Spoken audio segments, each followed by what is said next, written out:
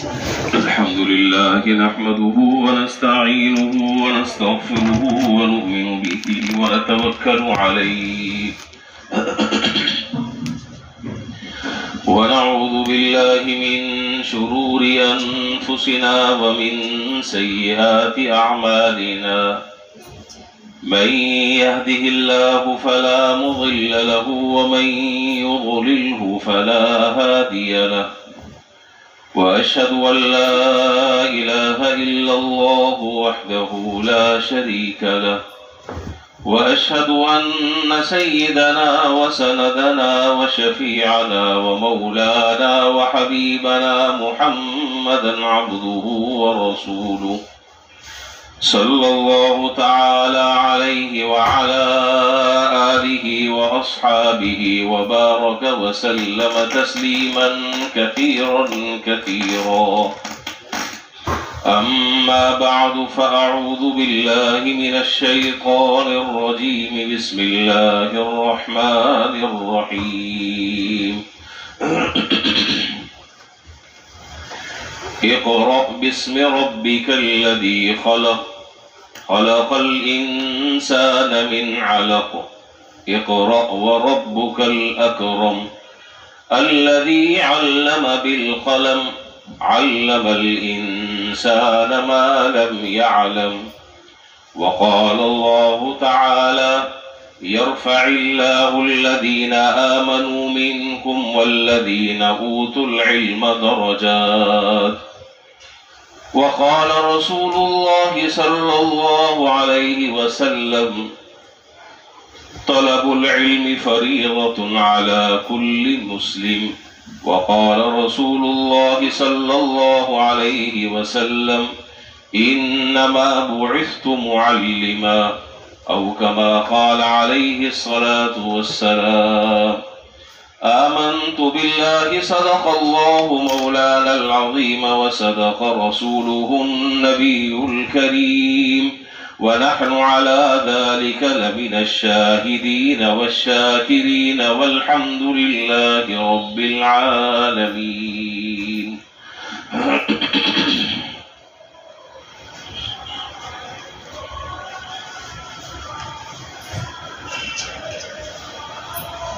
بزرگان محترم و برادران عزیز،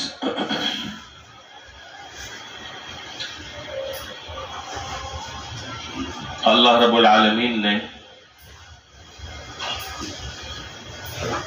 جب جناب نبی کریم صلی اللہ علیہ وسلم پر پہلی وحی نازل فرمائی تو اس پہلی وحی کی پہلی آیت جو نازل ہوئی وہ آیت تھی سورہ علق کی،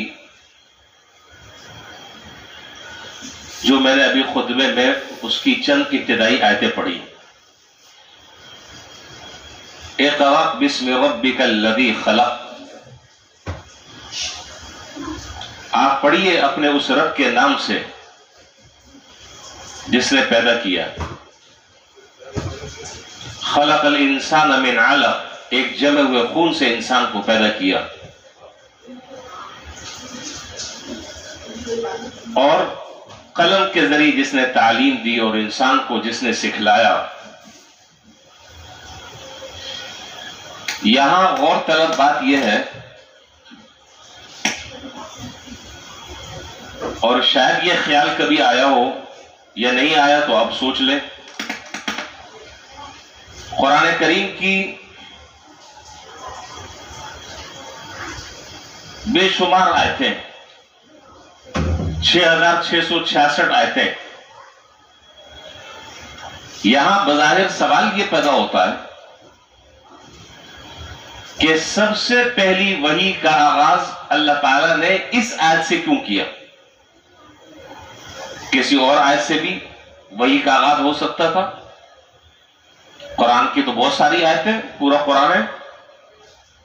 کسی اور آیت کو بنیاد بنا کر وحی کا آغاز اس سے ہو جاتا. لیکن تمام آیتوں کو چھوڑ کر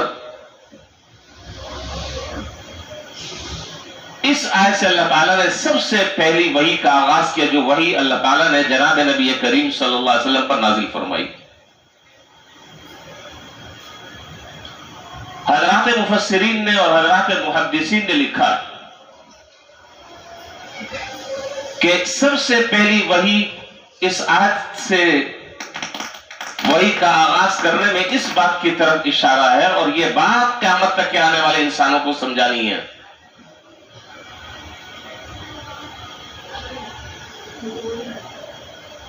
کہ دیکھو، پڑھنا پڑھانا اور سیکھنے سکھانے کی بڑی اہمیت ہے۔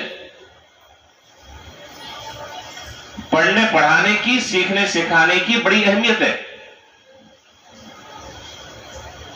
اور جناب نبی کریم صلی اللہ علیہ وسلم کو اللہ تعالیٰ نے جو اعزاز عطا فرمایا، جہاں بہت سارے اعزازات عطا فرمائے، ایک سب سے بڑا اعزاز آپ نے یہ بیان فرمایا کہ انما بعثت معلما، میں معلم اور استاد بنا کر بھیجا گیا ہوں۔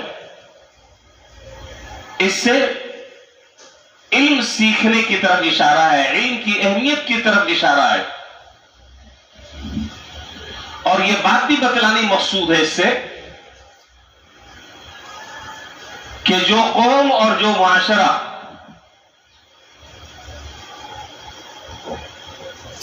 جو قبیلہ اور جو خاندان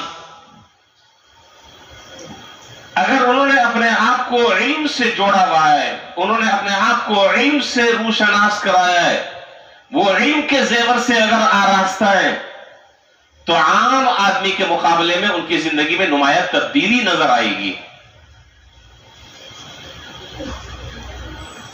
اور ایک پڑھا لکھا آدمی اور ایک ان پڑھ آدمی دونوں کی زندگی میں آسمان اور زمین کا فرق ہے،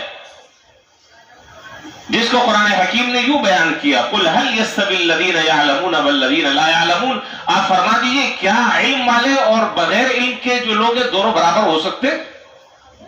کیسے ہو سکتے ہیں؟ جس کے اندر، جس کو اللہ تعالیٰ نے علم عطا فرما دیا، یا جس نے اپنا تعلق علم کے ساتھ جوڑ لیا، جس نے اپنے آپ کو علم کے زیور سے آراستہ کر لیا، اس کے اندر در حقیقت حق تعالیٰ جل شانہ کی معرفت بھی پیدا ہو گئی، اور وہ یہ بھی سمجھے گا کہ اللہ تبارک و تعالیٰ نے میرے ذمے کس کے کیا حقوق رکھے ہیں، اور مجھے کس کا حق کس طریقے سے ادا کرنا ہے۔ اگر آدمی کے پاس علم ہی نہ ہو تو وہ تو پھر ایک جانور کی زندگی ہے، کھایا پیا حق دیا منہ دیا، اللہ اللہ خیر صلی اللہ، ختم۔ تو سب سے پہلی جو وحی ہے اقرأ بسم ربک الذی خلق، اس میں اشارہ اس بات کی طرف ہے کہ تم اپنے آپ کو سیکھنے اور سکھانے اور علم سے اور دین سے اپنے آپ کو جوڑے رکھو، اور اپنے آپ کو اس سے وابستہ رکھو، تو تم زندہ رہو گے۔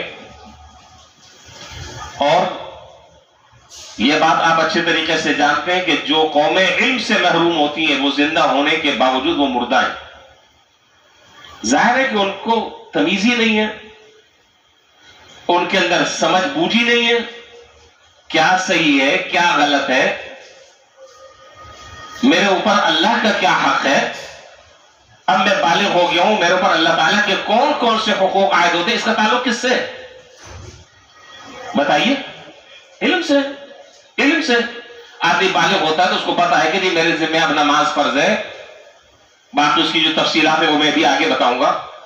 صاحب نصاب ہو گیا ہے تو اس کے اوپر زکوٰۃ فرض ہے، اتنے اگر اس کے پاس پیسہ ہے کہ جس کے ذریعے اس کے اوپر حج فرض ہو چکا ہے۔ ان ساری چیزوں کا تعلق کہاں سے؟ علم سے۔ پھر آدمی کی شادی ہوتی ہے، اب بیوی کا کیا حق ہے، پھر بعد میں اولاد ہو گئی، اب اس اولاد کا کیا حق ہے، میرے اڑوس پڑوس میں جو رہ رہے ہیں ان کے میرے ذمے کیا حقوق ہیں، تھوڑی دیر کے ساتھ کسی سے ملاقات ہو رہی ہے، وَالصَّاحِبِ بِالْجَنْبِ وَابْنِ السَّبِيلِ، یہ سارے کے سارے حقوق سے آشنا انسان ہوتا ہے اس وقت جب اس کے پاس علم ہو، جب اس کے پاس علم ہو۔ اگر وہ علم سے خالی ہے تو پھر بس ایسا سمجھ لیں جیسا کہ ڈنگر زندگی گزارتا ہے، اس کی زندگی اور ڈنگر کی زندگی میں کوئی فرق نہیں ہے۔ اچھی طریقے سے میں آج جو باتیں کر رہا ہوں بڑی اہم باتیں ہیں، بہت توجہ کے ساتھ اس کو سننا بھی ہے اور سمجھنا بھی ہے اور اپنا جائزہ بھی لینا. تو علم کی اہمیت کی طرف اشارہ ہے, سیکھنے اور سکھانے کی طرف اشارہ ہے. دین کا علم ہر مسلمان کو سیکھنا چاہیے. ہر مسلمان کے ذمہ دین کا علم سیکھنا فرض عین ہے.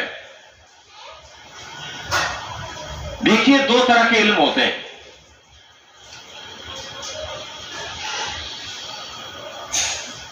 ایک تو علم ہمارے اصل میں ہم نے علم کو تقسیم کر دیا دو چیزوں کی طرف, اور پہلے زمانے میں یہ چیزیں نہیں ہوتی تھی. اب باقاعدہ ہم نے تقسیم کر دیا دو حصوں کی طرف. یہ عصری علوم کی لائن ہے, یہ اس کے کالج ہیں, یہ اس کی یونیورسٹیاں ہیں, یہ اس کے تعلیمی دینی ادارے ہیں, یہ اس کے اسکول ہیں. اور دوسرے تعلیمی اور دینی ادارے, یہ مدرسہ ہے, یہ مکتب ہے, یہ مسجد ہے, یہ خانقاہ ہے. دو حصوں میں ہم نے تقسیم کر دیا. پہلے زمانے میں یہ چیزیں نہیں تھیں. پہلے زمانے میں یہ چیزیں نہیں تھیں. وہاں یہ دونوں چیزیں آپس میں ملی ہوئی تھیں.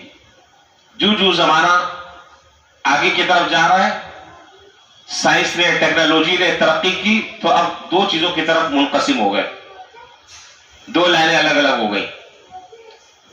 اچھی طریقے سے بات سمجھ لیں. ایک عالم بننا اور اس کا باضابطہ کورس کرنا جو تقریباً 16 سال پر مشتمل ہے, جس کے بعد باقاعدہ آپ کو ڈگری دی جاتی ہے اور سند دی جاتی ہے. 16 سال. یہ نہ فرض ہے, نہ واجب ہے, نہ سنت ہے. یہ فرض کفایہ ہے, مستحب ہے. بہت اچھی طرح میری بات کو غور سے توجہ سے سمجھ لیں. یہ مستحب ہے. کیا معنی؟ کہ ہر زمانے میں, ہر دور میں, ہر معاشرے میں, ہر طبقے میں اگر کچھ لوگ ایسے ہیں جو باقاعدہ علم دین حاصل کر کر اس معاشرے کی ضرورت کو پورا کر رہے ہیں, تو بس اب وہ فرض عین کا درجہ ختم ہو گیا ہے. باقی لوگ اگر دوسرے کام کر رہے ہیں تو اس میں کوئی حرج نہیں, کوئی آدمی گناہگار نہیں ہے. لیکن یہ طبقہ جو باقاعدہ علم دین حاصل کر رہا ہے, جو عالم ہونے کی شکل میں نکل رہا ہے, مفتی ہو کر نکل رہا ہے, یہ میں نے عرض کیا کہ فرض واجب نہیں, یہ فرض کفایہ ہے. ہاں اگر معاشرے میں ایک آدمی بھی اس کے لیے اگر تیار نہیں ہوتا تو پوری کی پوری امت اور پورا کا پورا معاشرہ وہ گناہ کا مرتکب ہوتا. اب الحمدللہ اللہ تعالیٰ کے فضل و کرم سے آپ نے دیکھا ہوگا جگہ جگہ مدارس ہیں, جگہ جگہ قرآن کریم کے مکاتب ہیں, جگہ جگہ دینی تعلیمی ادارے اس وقت کام کر رہے ہیں. ہر سال پتہ نہیں سینکڑوں کیا ہزاروں علماء بن رہے ہیں, معاشرے میں آ رہے ہیں, معاشرے کی ضرورت پوری کر رہے ہیں. تو اس سے یہ بات معلوم ہوئی کہ وہ جو فرض عین کا درجہ تھا علم حاصل کرنے کا, وہ عام لوگوں پر اب فرض عین نہیں ہے, وہ فرض کفایہ ہے, وہ مستحب ہے. یہ بالکل اسی طریقے سے جیسا کہ عصری تعلیم. دیکھیے مجھے اور آپ کو ایک ڈاکٹر کی بھی ضرورت ہے, انجینئر کی بھی ضرورت ہے, پروفیسر کی بھی ضرورت ہے, اور مختلف شعبہ زندگی سے تعلق رکھنے والے لوگوں کی بھی ضرورت ہے. اگر آدمی وہ علوم حاصل کر رہا ہے تو وہ ضرورت بقیہ لوگوں سے ثابت ہو جاتی ہے, اور وہ فرض عین کا جو درجہ ہے وہ سب سے ختم, فرض کفایہ ہے. کوئی آدمی اگر اس لائن میں جاتا ہے, مہارت اپنے اندر پیدا کرتا ہے, کوئی انجینئر بنتا ہے, ڈاکٹر بنتا ہے, سائنسدان بنتا ہے, بہت اچھی بات ہے. نہیں بنتا, گناہگار نہیں ہے, اس لیے کہ ضرورت جو ہے معاشرے کی وہ پوری ہو رہی ہے.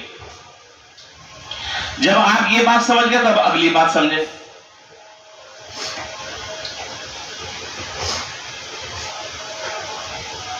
یہ تو میں علم کا وہ حصہ آپ کے سامنے میں عرض کر رہا ہوں کہ جس میں باضابطہ طور پر آدمی 16 سال لگا کر عالم بنتا ہے. یعنی یوں سمجھ لیں کہ صاحب نے اپنی پوری زندگی وقف کر دی ہے.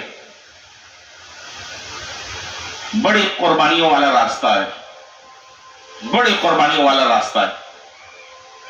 اس کی میں تفصیل میں نہیں جا رہا, مجھے اپنی اگلی بات کی طرف آگے بڑھ رہا ہوں. لیکن ایک علم وہ ہے کہ جو ہر مسلمان کے ذمہ فرض عین ہے. یہ جتنے آپ بیٹھے ہوئے نا, ہر آدمی کے ذمہ, چاہے وہ کاروباری ہے, چاہے وہ کہیں ملازم ہے, وہ زراعت کر رہا ہے, وہ دکاندار ہے, وہ بیوپاری ہے, وہ اسٹیٹ ایجنسی کی دکان کھول رہا ہے, وہ بروکری کا کام کر رہا ہے, وہ دلالی کا کام کر رہا ہے, کوئی بھی کام آپ کر رہے ہیں, کہیں پر بھی آپ ملازم ہیں, کسی جگہ آپ ملازمت کر رہے ہیں, ایک علم ایسا ہے جو ہر آدمی کے ذمہ فرض ہے. اگر نہیں سیکھے گا تو گناہ کبیرہ کا مرتکب ہوگا, گناہ کبیرہ کا مرتکب ہوگا. وہ علم کیا ہے؟ اس علم کی حدود اربع کیا ہے؟ اس کی غرض و غایت کیا ہے؟ وہ علم یہ ہے کہ 24 گھنٹے کی جو میری زندگی ہے,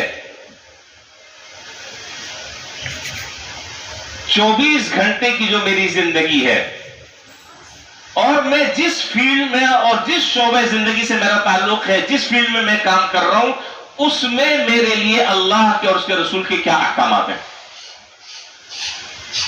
یہ جاننا, یہ سیکھنا, اس کے مطابق عمل کرنا, یہ فرض عین ہے, فرض عین ہے, فرض عین ہے. ایک عام آدمی, ایک عام مسلمان ہے, اتنا علم حاصل کرنا اس کے ذمہ ضروری ہے کہ اس 24 گھنٹے میں اللہ تعالیٰ کے میرے اوپر کیا احکامات عائد ہوتے ہیں, کیا احکامات عائد ہوتے ہیں. جلدی نہیں بتا دیں, 24 گھنٹے میں اللہ تعالیٰ کے کیا احکامات میرے اوپر عائد ہوتے ہیں.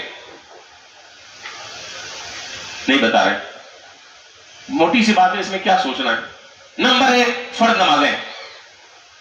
بالغ ہونے کے بعد فرض ہے نا, اللہ تعالیٰ کا حق ہے, ادا کرنا ہے. لیکن اگر ایک آدمی جو ہے اس کو نماز کے موٹے موٹے مسائل کا علم نہیں ہے, وضو کے موٹے موٹے مسائل کا اس کو علم نہیں ہے, کن چیزوں سے نماز فاسد ہوتی ہے, کن چیزوں کی وجہ سے سیدھا سو واجب ہوتا ہے, سیدھا سو کرنے والی چیزیں کیا ہیں, نماز کو فاسد کرنے والی چیزیں کیا ہیں, کن صورتوں میں نماز سے اعادہ ہے, وغیرہ وغیرہ, جو نماز کی جو موٹے موٹے مسائل ہیں. جب نماز فرض ہے تو ایک مسلمان کے ذمہ اس نماز کو صحیح طریقے سے پڑھنا, اس نماز کو صحیح طریقے سے ادا کرنا, اور اس سے متعلقہ موٹے موٹے احکام اور مسائل کا جاننا. بولے ضروری, میں نے نہیں کہا فرض, ضروری نہیں, ضروری کہیں گے گڑبڑ ہو جائے گی. فرض عین ہے, فرض عین ہے. اب زکات ادا کرنی ہے, زکات کے موٹے موٹے مسائل کا علم ہونا چاہیے. اگر ایک آدمی کے اوپر زکات ہے اور زکات کے مسائل ہی وہ نہیں جانتا, اور غلط طریقے سے اگر وہ زکات ادا کر رہا ہے, آپ فرمائیے کیا زکات اس کی ادا ہو جائے گی؟ کیسے ہوگی ادا؟ حج کرنے کے لیے جا رہا ہے, یہ وہ میں احکام بتا رہا ہوں کہ جن کا تعلق اللہ تعالیٰ سے جڑا ہوا ہے, جو حقوق اللہ کہلاتے ہیں. اب آ جائیں اس کے ایک دوسرے پہلو کی طرف. اب ایک آدمی تجارت کر رہا ہے, ایک آدمی کاروبار کر رہا ہے, ایک آدمی کہیں ملازمت کر رہا ہے, کہیں دہاڑی پر کام کر رہا ہے. تو بھائی اس سے متعلقہ احکام اور مسائل کا جاننا, سمجھنا, سیکھنا, اس پر عمل کرنا اس کے ذمہ فرض عین ہے, تاکہ کہیں خدا نہ خاصہ ایسا نہ ہو کہ یہ بیچارہ صبح سے شام تک محنت کر رہا ہے, غلط تجارت کر رہا ہے, غلط بیع و شراء کر رہا ہے, غلط خرید و فروخت کر رہا ہے, اور شام کو پیسہ جب لے کر گھر آ رہا ہے تو پتہ چلا کہ پورا حرام مال لے کر آ رہا ہے. اس کو پتہ ہی نہیں، اس نے تو غلط طریقے سے ساری تجارت کی۔ حضرت عمر رضی اللہ تعالیٰ عنہ نے اپنے زمانے میں باقاعدہ یہ پابندی لگاتی تھی اور بازاروں میں چکر لگاتے تھے کہ جو آدمی کاروبار کر رہا ہے، جو آدمی تجارت کر رہا ہے، لازم ہے اس کے لیے سب سے پہلے وہ تجارت کے اہم مسائل کو سیکھے۔ نہیں سیکھے گا تو خدا نخواستہ کسی حرام کا ارتکاب نہ کر بیٹھے، کسی ناجائز کام کا ارتکاب نہ کر بیٹھے۔ جو کام عبادت بن رہا تھا وہ کام جو ہے وہ گناہ بن گیا۔ تو ایک آدمی ملازمت کر رہا ہے، اس کو ملازمت کے مسائل سیکھنا اور جاننا فرض ہے، اور میں بار بار اس بات کا تکرار کر رہا ہوں کہ ہر ایک کے ذمہ آپ مجھے بتائیے، یہ جو میں نے آپ کے سامنے بھی تفسیر عرض کی، ہمارے معاشرے کی کیا صورتحال ہے؟ انصاف سے بتائیں، اللہ کے گھر میں بیٹھے، کیا مجھے کبھی اس کی فکر ہوئی؟ کبھی میں نے یہ سوچا؟ بس ہمارے ذہن میں تو بس اتنی سی بات، ہم مسلمان ہونے کا تقاضا ہے۔ یہ کوئی بہت بڑا علامہ فہامہ اور شیخ الحدیث اور شیخ التفسیر نہیں بنا رہا میں آپ کو، میں ایک بیسک چیزیں بتا رہا ہوں، بنیادی چیزیں بتا رہا ہوں کہ جس سے ایک مسلمان کے ساتھ تعلق ہے۔ یہ کیسے ہو سکتا ہے کہ ایک مسلمان مارکیٹ میں بیٹھ کے تجارت کر رہا ہے، اسے یہ نہیں پتا کہ بے فاسد کیا ہے، بے باطل کیا ہے، بے مکروہ کیا ہے، اقالہ کیا ہے، بے فسق کیسے ہوتی ہے، پتہ ہی نہیں۔ اس وقت کون سے معاملات مارکیٹ میں چل رہے ہیں؟ اگر میں نے یہ کام اس طریقے سے کیا تو یہ کام ناجائز ہوگا، اگر اس کو اس طریقے سے میں نے کر لیا تو یہ کام جائز ہوگا، وہ یہ باتیں جانتے ہی نہیں ہے۔ ہمارے ہاں ذہن میں عام طور پر بات صرف اتنی سی آتی ہے کہ بس پیسہ ہونا چاہیے، سرمایہ ہونا چاہیے، اس کے بعد اللہ اللہ خیر صلی اللہ، دکان لگا لو، ٹھیلا لگا لو، دکان کھول لو، بس شروع کر دو۔ نہیں، اللہ اور اس کے رسول نے زندگی کے ہر شعبے میں ہماری مکمل رہنمائی فرمائی ہے۔ ایک مسلمان مسجد میں ہے تو بھی وہ مسلمان ہے اور اس پر اللہ کے احکامات عائد ہوتے ہیں۔ اگر وہ مسلمان تاجر ہے، باہر دکان کھول رہا ہے، تجارت کر رہا ہے، بڑا بروکر ہے، تو شریعت کے اور اللہ اور اس کے رسول کے احکامات اس پر بھی عائد ہوتے ہیں۔ وہ بالکل بے لگام نہیں ہے، جیسا چاہا کر لیا، جہاں چاہا منہ مار لیا، جیسے چاہا معاملہ کسی کے ساتھ کر لیا۔ نہیں، ہمیں اپنی زندگی کو قرآن اور حدیث کے مطابق گزارنا ضروری ہے۔ تو خلاصہ کیا نکلا میری گفتگو کا؟ خلاصہ یہ نکلا کہ ایک مسلمان کو 24 گھنٹے کی زندگی میں جو معاملات پیش آتے ہیں اس میں حلال حرام کا علم اسے ہونا چاہیے، جائز ناجائز کا علم اسے ہونا چاہیے، پاکی ناپاکی کا علم اسے ہونا چاہیے، صحیح اور غلط کا علم ہونا چاہیے۔ اس علم کا سیکھنا فرض عین ہے، فرض عین۔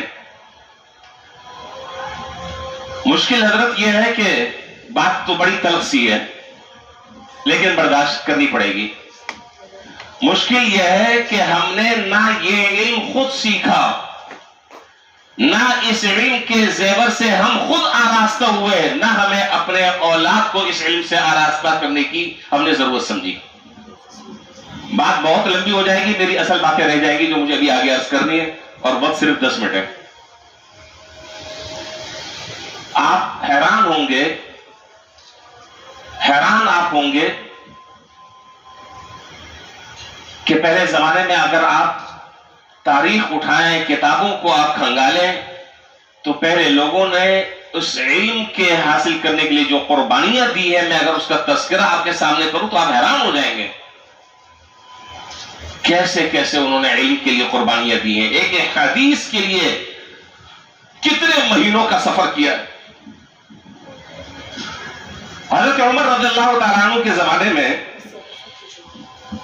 میں چند مثالیں دے رہا ہوں، اللہ کرے میں جلدی بات اپنی نمٹا لوں، وقت پورا ہو رہا ہے۔ حضرت عمر رضی اللہ تعالیٰ عنہ کے زمانے میں ایک صاحب ملک شام سے مدینہ منورہ پہنچے۔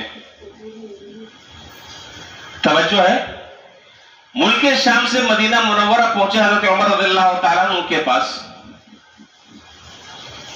اور ملک شام سے اس زمانے کا سفر مدینہ منورہ تک کے کتنا تھا آپ جانتے ہیں، کیلکولیشن کر لیں۔ حضرت عمر رضی اللہ تعالیٰ عنہ کے سامنے جب وہ پہنچے تو دیکھا کہ ان کی رنگت بالکل سیاہ، بال بڑے ہوئے اور ان کے حالات میں لکھا ہے کہ زمین کی جو رنگت تھی وہ زیادہ صاف تھی ان کی رنگت سے. لمبا طویل سفر کر کر وہ ملک شام سے مدینہ منورہ پہنچتے ہیں. حضرت عمر رضی اللہ تعالیٰ فرمایا کہ کیسے تشریف لانا ہوا آپ کا اتنا لمبا سفر کر کر؟ مجھے اور آپ کو کتنی علم کی جستجو ہے، مجھے کتنا شوق ہے، میں نے زندگی میں اس کے لیے کیا قربانیاں دی ہیں. اگر میں یہ سوال آپ سے کروں تو مایوسی کے علاوہ کچھ بھی نہیں ہے. پوری زندگی میں کمانے والا کمائی کا پیسہ ہم نے اپنا اسٹیٹس بنانے پر لگایا ہے. خوشحال زندگی گزرے. بہرحال آپ نے فرمایا کہ کیسے آنا ہوا؟ انہوں نے کہا کہ جی میں اتحیات سیکھنے کے لیے میں نے یہ مہینوں کا سفر کیا ہے جو ہم نمازیں پڑھتے ہیں. اتحیات للہ والصلوات والطیبات، یہ سیکھنے کے لیے میں نے اتنا لمبا سفر کیا. حضرت عمر رضی اللہ تعالیٰ عنہ روایات میں ہے کہ حتی ابتلت لحیتہ، حضرت عمر رضی اللہ تعالیٰ عنہ کی داڑھی رو رو کر تر ہو گئی. اور آپ نے فرمایا کہ خدا کی قسم اللہ تعالیٰ ایسے شخص کو عذاب نہیں دیں گے کہ جو دین کا علم سیکھنے کے لیے اور دین کا ایک مسئلہ سیکھنے کے لیے اتنا لمبا سفر، اتنی مشقت، اتنی تکلیف برداشت کر کر ملک شام سے مدینہ منورہ پہنچا. خدا کی قسم اللہ ایسے شخص کو عذاب نہیں دیں گے. اب سوال یہاں پر یہ پیدا ہوتا ہے کہ کیا ملک شام میں مسلمان نہیں تھے، وہاں نمازیں نہیں ہوتی تھی؟ بھائی ملک شام اسلامی ملک تھا، مسلمان وہاں رہتے تھے، وہ بھی نماز پڑھتے تھے، نماز میں اتحیات بھی پڑھتے تھے، تو اتحیات سیکھنے اتنا لمبا سفر کیوں کیا؟ تو اس کا جواب وہ یہ ہے کہ یہ جو اتحیات ہے ہم جو پڑھتے ہیں نماز میں، اس کے الفاظ نقل کرنے والے تقریباً 24 حضرات صحابہ ہیں. کتنے؟ 24. حضرت عبداللہ بن مسعود رضی اللہ تعالیٰ عنہ کی اتحیات کے الفاظ جو ہے وہ الگ ہیں. حضرت عائشہ رضی اللہ تعالیٰ عنہ کے تشہد کے الفاظ الگ ہیں. حضرت جابر رضی اللہ تعالیٰ عنہ کے تشہد کے الفاظ الگ ہیں. اور حضرت عبداللہ بن مسعود رضی اللہ تعالیٰ عنہ کے تشہد کے الفاظ الگ ہیں. یہ صاحب اتنا لمبا سفر کر کر آئے یہ دیکھنے کے لیے کہ اہل مدینہ کس اتحیات کو پڑھتے ہیں. یہ لمبا سفر کر کر آئے کہ اہل مدینہ کا کس اتحیات پر عمل ہے. اور یہ وہ حضرات ہیں کہ جنہوں نے جناب نبی کریم صلی اللہ علیہ وسلم کی تو صحبت اٹھائی تھی اور آپ کے پیچھے نمازیں پڑھی تھی. ذرا میں یہ دیکھوں کہ وہ اتحیات میں کون سے صیغے استعمال کر رہے ہیں اور کون سے صیغے پڑھ رہے ہیں. اس لیے اتنا لمبا سفر وہ کر کر مدینہ منورہ پہنچے. اور ہم جو ہے وہ حضرت عبداللہ بن مسعود رضی اللہ تعالیٰ عنہ کے جو تشہد کے الفاظ ہیں ہم وہ پڑھتے ہیں. اور امام ابو حنیفہ رحمۃ اللہ علیہ نے اس تشہد کو اور اس اتحیات کو ترجیح دی ہے اور اس کی وجہ ترجیح جو ہے وہ فقہ کی کتابوں میں موجود ہے.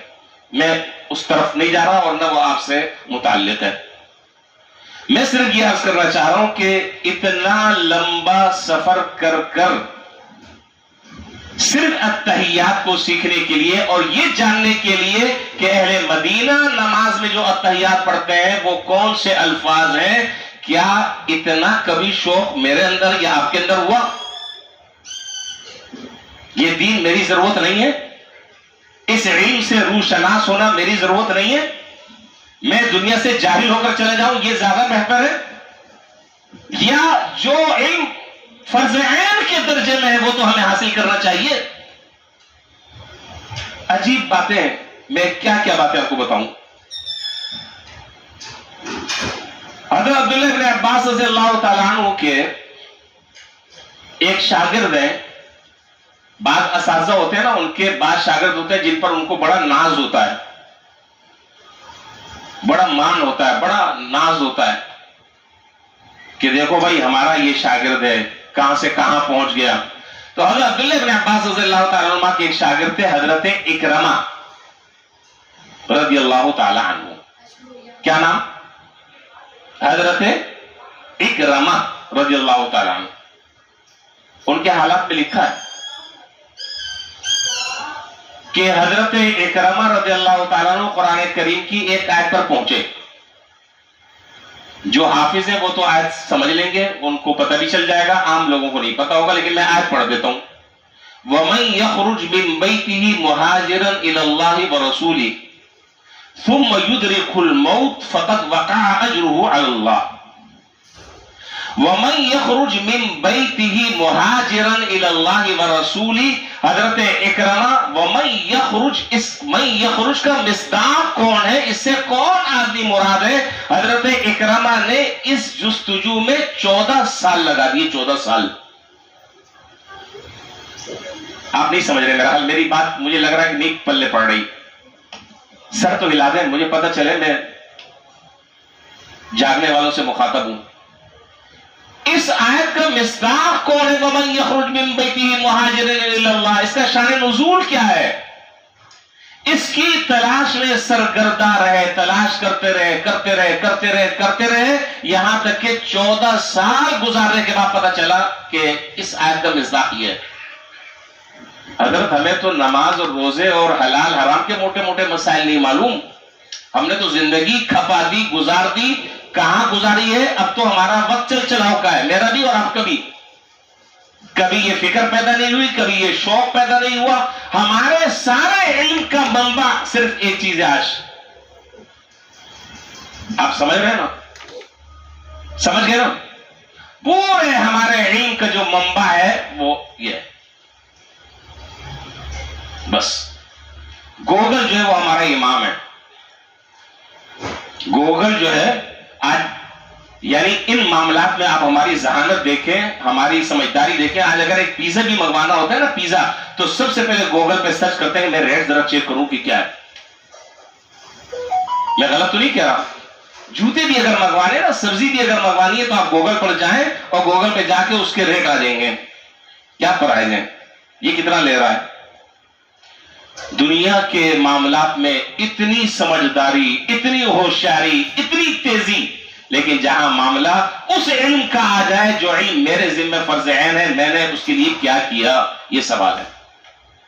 بس ایک بات کر میں آگے بات بڑھاتا ہوں اور ختم کر رہا ہوں. کیسی کیسی قربانیاں علماء نے دی ہیں، کیسی کیسی قربانیاں دی ہیں. تاریخ بھری پڑی ہے، کتابیں بھری پڑی ہیں، کوئی پڑھنے والا نہیں ہے. امام ابن جریر طبری رحمت اللہ علیہ بہت بڑے اپنے پائے کے درجے کے مفسر ہیں، پائے کے درجے کے مفسر ہیں. امام ابن جریر طبری، بہت ساری کتابیں، قرآن کریم کی تفسیر بھی ہے، تاریخ الامم والملوک، تاریخ پر کئی 16-17 جلدوں میں کتاب عربی میں. امام ابن جریر طبری رحمت اللہ علیہ نے ایک عرصے کے بعد اپنے شاگردوں سے کہا کہ بھئی میں قرآن کریم کی تفسیر لکھنا چاہتا ہوں، پڑھو گے؟ انہوں نے کہا حضرت بالکل پڑھیں گے. وہ بڑے علم کے شوقین لوگ تھے، علم کی بڑی پیاس تھی ان لوگوں میں. کہا کہ حضرت کتنے صفحوں پر ہوگی؟ فرمایا کہ 30,000 صفحوں پر ہوگی. کتنے صفحوں پر؟ 30,000 صفحوں پر. کہا کہ حضرت اس کے لیے حضرت خضر علیہ السلام کی عمر کہاں سے لے کر آئیں گے؟ کون پڑھے گا 30,000؟ کہا اچھا چلو مختصر کر دیتے ہیں. اس کو مختصر کر 3,000 صفحوں پر کر کے 16-17 جلدوں میں اس کی تفسیر طبری کے نام سے آج موجود ہے. اکثر لوگوں کو تو پتہ بھی نہیں. پھر کہا کہ تاریخ پہ لکھنا چاہتا ہوں، 30,000 اس کے صفحے ہوں گے. شاگردوں نے کہا کہ جی اتنا کون پڑھے گا؟ پھر 3,000 تک کر تاریخ الامم والملوک 21 جلدوں میں کتاب لکھتی. اور ان کے حالات میں لکھا ہے کہ اگر ان کی پوری زندگی کی کتابوں کا اگر آپ اس کی فہرست دیکھنا چاہیں کہ انہوں نے کتنی کتابیں لکھی ہیں تو 57 صفحوں میں صرف ان کی تصنیفات کے نام آتے ہیں. کتنے؟ 57 صفحوں میں صرف فہرست کتابوں کے نام ہیں. کیسے اللہ تعالیٰ نے اس علم کی پیاس دی تھی، کیسا اس علم کا شوق تھا. میں یہ چاہتا ہوں، میری گزارش آپ سے دردمندانہ درخواست میری یہ ہے، اب تک تو جو ہو چکا کچھ کم سے کم ہم اپنے اندر بھی یہ شوق پیدا کر لیں. تیار ہے لیکن نہیں ہے، سچ کہہ رہے ہیں، اس لیے کہ چند آدمی کہہ رہے ہیں اور اتنا بڑا مجمع وہ پیچھے تک بیٹھا ہے لیکن یہ کہہ رہے ہیں کہ مسجد میں جھوٹ نہیں بولنا چاہیے. صحیح کہہ رہے ہیں. ہمارے اندر بھی یہ شوق پیدا ہونا چاہیے. نہیں، میں نے پہلے بتایا آپ عالم نہیں بنے. عالم بننا، مفتی بننا، شیخ الحدیث بننا، شیخ التفسیر بننا کوئی فرض واجب نہیں ہے. میں یہ چاہتا ہوں کہ دین کی جو بیسک چیزیں ہیں، ہم اگر تاجر ہیں، ہم اگر دکاندار ہیں، ہم اگر ایک کاروبار کر رہے ہیں تو اس کے موٹے موٹے علم کے سے اس کے جو مسائل ہیں اس کا علم تو حاصل کرنا ضروری ہے یا نہیں؟ ضروری ہے یا نہیں؟ آپ اس کی اہمیت سمجھتے ہیں کہ نہیں سمجھتے؟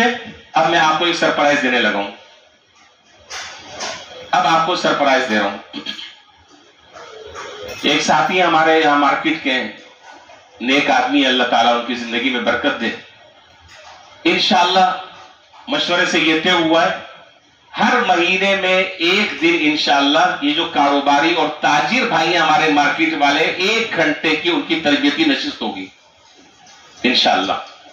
لہذا پہلی نشست ہماری جو ہے وہ ہے 1 نومبر بروز بدھ. 1 نومبر بروز بدھ دوپہر صبح 11 بجے سے 12 بجے تک 1 گھنٹہ یہاں مسجد میں. اگر آپ آئے اور آپ نے کوئی اچھا رسپونس دیا اور آپ نے حوصلہ افزائی کی تو اللہ نے چاہا انشاءاللہ بہت کچھ آپ سیکھیں گے اور بہت فائدہ ہوگا. اور اگر آپ کہیں گے مولوی صاحب آپ اپنی ڈوڈوگی بجاتے رہے، ہمیں تو سب آتا ہے، تو بس مجھے بھی کوئی شوق نہیں ہے اپنے آپ کو کھپانے کا اور اپنے آپ کو مارنے کا. مجھے بھی اپنے میرے اور بہت سارے کام و دھندے ہیں، میں بھی اتنا فارغ نہیں ہوں. بس ٹھیک ہے، بس جیسے تیسے آپ کر رہے ہیں. ہم نے تو دیا جلانے کا ارادہ کر لیا انشاءاللہ. آپ ساتھ دیں گے، اپنی دلچسپی کا اظہار کریں گے، شوق اور محبت سے آئیں گے، پابندی کے ساتھ آئیں گے، رغبت سے آئیں گے، سیکھنے کی غرض سے آئیں گے، اور اس پر اللہ جو اجر اور ثواب عطا فرمائیں گے وہ تو الگ ہے. تو پہلی جو ہماری کلاس ہوگی انشاءاللہ وہ 1 نومبر بروز بدھ رات کو، دوپہر رات کو نہیں بھائی، تو دوپہر کو 11 سے 12 1 گھنٹہ وقت پر آنا ہے. اپنے ساتھ قلم لے کر آنا ہے، اپنے ساتھ کاغذ لے کر آنا ہے. یہ ساری چیزیں آپ لے کر آئیں گے. اور آپ کو اندازہ نہیں ہے، یہ باہر جہاں کورس ہوتے ہیں نا اچھے خاصے پیسے دینے پڑتے کورس میں داخلے کے لیے، اور یہاں تو مولوی صاحب مفت کے مولوی صاحب ہیں، فری میں سارا کام ہو رہا ہے. بھائی ہمیں آپ 1 روپے بھی نہ دیں، لیکن آپ کا شوق، آپ کا جذبہ، آپ کا ولولہ، یہ ہمارے لیے، ہماری حوصلہ افزائی کے لیے یہ کافی ہے. ہمیں یہی چاہیے کہ آپ شوق سے آئے، جذبے سے آئے، سیکھنے کی غرض سے آئے. مہینے میں 1 دن انشاءاللہ. تو تیار ہے نا انشاءاللہ؟ اور اب خود بھی ذہن بنائیں، دوسرے جو ساتھی ہیں ان کا بھی. 1 گھنٹے سے کچھ بھی نہیں ہوتا، 1 گھنٹے سے کچھ بھی نہیں ہوتا. تو پھر انشاءاللہ باقی باتیں بدھ کے دن کریں گے. دوسرا اور آخری اعلان، یہ وقت بھی ہو چکا ہے. یہ ہمارے بندوری ٹاؤن کے بہت بڑے ایک نوجوان فاضل مولانا سید عدنان کاکر خیل صاحب حفظہ اللہ، اسلام آباد میں برہان اکیڈمی ہے اور بڑا اچھا ماشاءاللہ تحقیقی کام کر رہے ہیں. تو سیرت کی مختلف کلاسیں وہ ان کے تربیت یافتہ حضرات، ان کے شاگرد مختلف کلاسیں مختلف شہروں میں وہ شروع کر رہے ہیں. تو یہاں ہمارے ناظم آباد میں بھی سیرت کی کلاسیں جو ہے وہ تقریباً یہ شروع کر رہے ہیں. اور یہ شالیمار جو پارک ہے یہاں پر ان کا مرکز ہے. تو جو حضرات اس میں دلچسپی لیں، ہفتے میں 1 دن کلاس ہوگی، صرف 1 دن، اتوار کے دن 2 سے 4 بجے تک. اتوار کے دن 2 سے 4 بجے تک ہفتے میں 1 دن کلاس ہوگی. اس طریقے سے 6 مہینے میں 24 کلاسیں ہوں گی. میں چاہتا ہوں کہ آپ اس میں بھی شرکت کریں، آپ کے علم میں اضافہ ہوگا، آپ کو حضور صلی اللہ علیہ وسلم کی حیات طیبہ اور آپ کی سیرت اور آپ کی زندگی سے کوئی دلچسپی ہوگی، پتہ چلے گا، آپ کے سامنے کچھ حالات آئیں گے. اس لیے جو حضرات اس میں شرکت کرنا چاہیں تو وہ گیٹ کے باہر نماز کے بعد وہ ساتھی کھڑے ہوں گے. آپ ان کو اپنا نمبر دے دیں، موبائل نمبر اور نام دے دیں، وہ لکھ لیں گے، پھر وہ آپ سے رابطہ کر لیں گے انشاءاللہ. اس لیے میری درخواست یہ کہ آپ حضرات اس میں بھی باقاعدہ شرکت کریں. اللہ تعالیٰ ان سب کاوشوں کو اور ان سب باتوں کو اپنی بارگاہ میں قبول فرمائے، اور اللہ ہماری دنیا بھی اچھی فرمائے اور آخرت بھی اچھی فرمائے. وآخر دعوانا الحمدللہ رب العالمین.